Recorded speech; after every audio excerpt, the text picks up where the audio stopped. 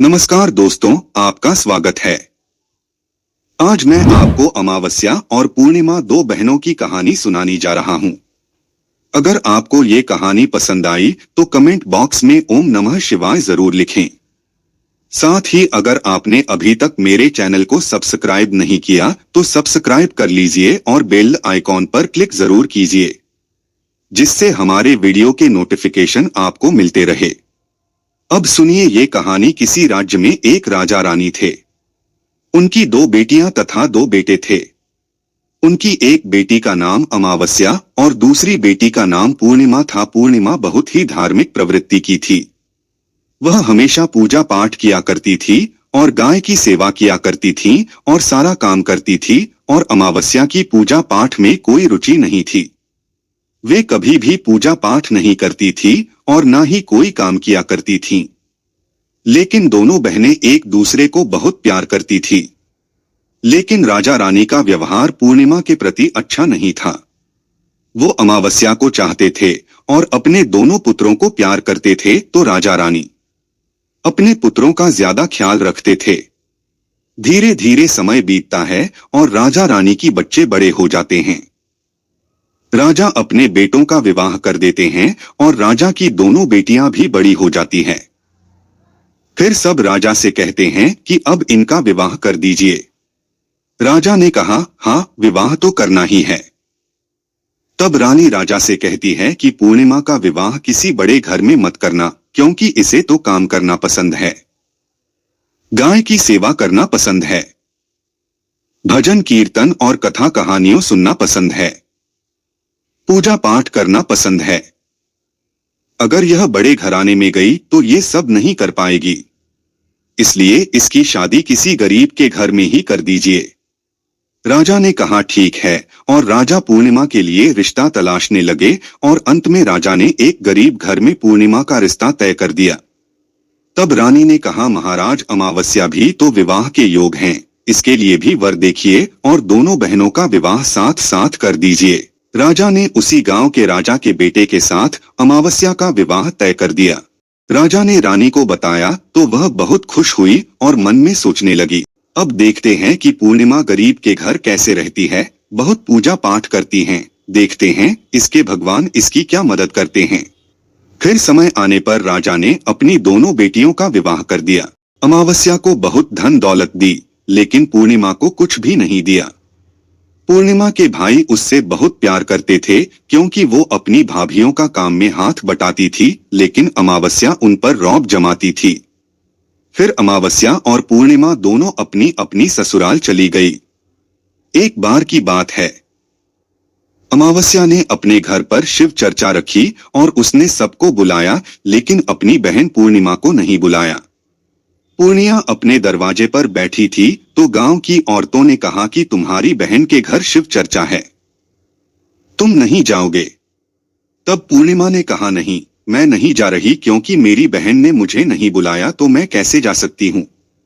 तब गांव की औरतों ने कहा कि नहीं बुलाया तो क्या हुआ, पूजा पाठ है, तुम चलो हमारे साथ। गांव की औरतों की बात मानकर पूर्णिमा शिव चर्चा में चली गई। जब अमावस्या ने पूर्णिमा को देखा तो वह गुस्से से बोली कि जब मैंने तुम्हें नहीं बुलाया तो तुम मेरे घर क्यों चली आई। अब आ ही गई हो तो चुपचाप एक जगह बैठे रहना, इधर उधर मत घूमना। उसने पूर्णिमा की गरीबी का बहुत मजाक उड़ाया। पूर्णिमा की आंखों से आंसू बहने लगे और वह भगवान शिव से प्रार्थना करने लगी, हे भगवान, मुझ पर आप कब कृपा करेंगे? आखिर मेरा कसूर ही क्या है? क्या पूजा पाठ करना, गाय की सेवा करना, काम करना गलत है? भगवान, अब मुझ पर रहम करो। इस तरह वह भगवान से विनती करती रही। शिव चर्चा पूरी हो गई और अमावस्या ने सबको प्रसाद दिया, लेकिन पूर्णिमा को प्रसाद नहीं दिया। वो वहां से बिना प्रसाद के वापस आ गई। वे रास्ते में सोचती है कि घर पर बच्चे प्रसाद मांगेंगे तो मैं क्या कहूंगी। फिर उसके मन में विचार आया कि क्यों ना अपने भाई भाभी से मिलकर आऊं। फिर वे अपने पति और बच्चों को बताकर अपने मायके जाने के लिए निकल गई। चलते चलते उसे एक तुलसी का पेड़ मिला। वहां एक चबूतरा बना था जिस पर एक बूढ़ी माई बैठी थी। उन बूढ़ी माई ने पूर्णिमा से पूछा, बेटी तुम कौन हो और कहाँ जा रही हो? तब पूर्णिमा ने बूढ़ी माँ को अपना परिचय दिया। फिर बूढ़ी माँ ने कहा, बेटी देखो मेरा तुलसी का पौधा सूखा जा रहा है, इसमें थोड़ा जल डाल दो और चबूतरा की भी धुलाई कर दो तो थोड़ी ठंडक मिलेगी। तो पूर्णिमा ने चबूतरे को धोया, तुलसी की पूजा की, उसमें जल डाला और बूढ़ी माँ को भी स्नान कराया और उनकी चरण दबाए। फिर पूर्णिमा ने कहा, माँ जी और कोई काम है क्या? तो बूढ़ी माँ ने कहा, नहीं बेटी, और उसे खूब आशीर्वाद दिया और कहा, जाओ तुम अपने मायके, लेकिन लौटते समय मुझसे मिलकर जाना। तो उसने कहा, ठीक है माँ जी, और वह आगे बढ़ी। चलते चलते रास्ते में उसे एक शिव मंदिर मिला। वहां भी एक चबूतरा था, उस पर एक बूढ़े बाबा बैठे थे। वो कोई और नहीं स्वयं भगवान शिव थे, लेकिन पूर्णिमा ने उन्हें पहचान नहीं पाया। बूढ़े बाबा ने कहा, तुम कौन हो बेटी? तब पूर्णिमा ने बोली, क्या बात है बाबा? तब उन बाबा ने कहा, बेटी क्या तुम इस मंदिर की साफ सफाई कर दोगी? बहुत गंदा हो गया है, और चबूतरा भी धो देना और मेरे नहाने के लिए 2 बाल्टी पानी भर देना तो तुम्हारा बहुत एहसान होगा। पूर्णिमा ने खुशी खुशी सब काम किया और भगवान शिव की पूजा की। थोड़ा और आगे चली तो उसे काली माँ का मंदिर मिला। काली माँ भी एक बूढ़ी माँ के रूप में वहां बैठी थी। काली माँ ने कहा, बेटी कौन हो? तब पूर्णिमा ने अपना नाम बताया और कहा, क्या बात है माँ जी? तब बूढ़ी माँ ने कहा, बेटी यहाँ सब लोग पूजा पाठ करके चले जाते हैं, कोई मंदिर साफ नहीं करता। देखो मंदिर कितना गंदा हो गया है, जरा इसकी साफ सफाई कर दो। पूर्णिमा ने मंदिर की साफ सफाई की, माँ का श्रृंगार किया, पूजा की। उसके बाद बूढ़ी माँ को स्नान कराया और हाथ पैर दबाए। फिर वह आगे बढ़ी तो एक नदी मिली। वहां भी एक बूढ़ी माँ बैठी थी, वो कोई और नहीं गंगा मैया थी। उन्होंने कहा कि बेटी कौन हो तुम? तब उसने अपना नाम बता दिया। फिर बूढ़ी माँ ने कहा, बेटी यहाँ सब स्नान तो करते हैं, लेकिन कोई साफ सफाई नहीं करता, तुम यहाँ की साफ सफाई कर दो।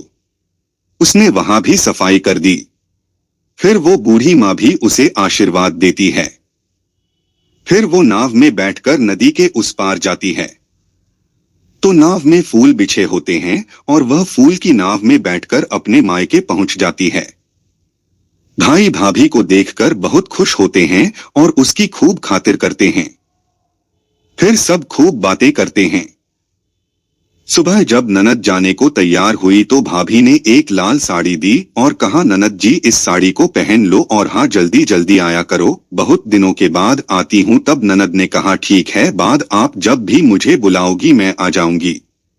फिर पूर्णिमा ने लाल साड़ी पहन ली और 16 श्रृंगार कर लिया। भाभीियों ने थैला भरकर उसे सामान धन गहने दिए। पूर्णिमा घर से निकल गई। चलते चलते रास्ते में वही नदी मिली और नाव भी। नाव में बैठकर वह उस पार पहुंची तो वही बूढ़ी माँ ही मिली, जो और कोई नहीं गंगा माँ थी। उन्होंने कहा, बेटी आ गई अपने मायके से? पूर्णिमा ने कहा, हाँ माँ जी। तब बूढ़ी माँ ने एक थैला दिया और कहा, इसी ले जाओ। मैं कहाँ रखूंगी, यह बहुत भारी है, और हाँ इसी रास्ते में मत खोलना, घर जाकर ही खोलना। पूर्णिमा ने कहा, ठीक है माँ जी, और वे वहां से चल दी। आगे चली तो काली माँ का मंदिर मिला। वहां भी बूढ़ी माँ थी। उन्होंने भी को एक थैला दिया। अब उसके पास 3 थैले हो गए। फिर कुछ आगे बढ़े तो शिव मंदिर मिला। वहां भगवान बूढ़े बाबा के रूप में बैठे थे। उन्होंने भी उसे एक थैला दिया। वो लेकर पूर्णिमा आगे बढ़ी तो तुलसी माँ मिली। उन्होंने भी एक थैला दे दिया। अब पूर्णिमा अपने घर पहुंच गई और वो 5 थैली खोलने लगी। सबसे पहले उसने अपने मायके का थैला खोला।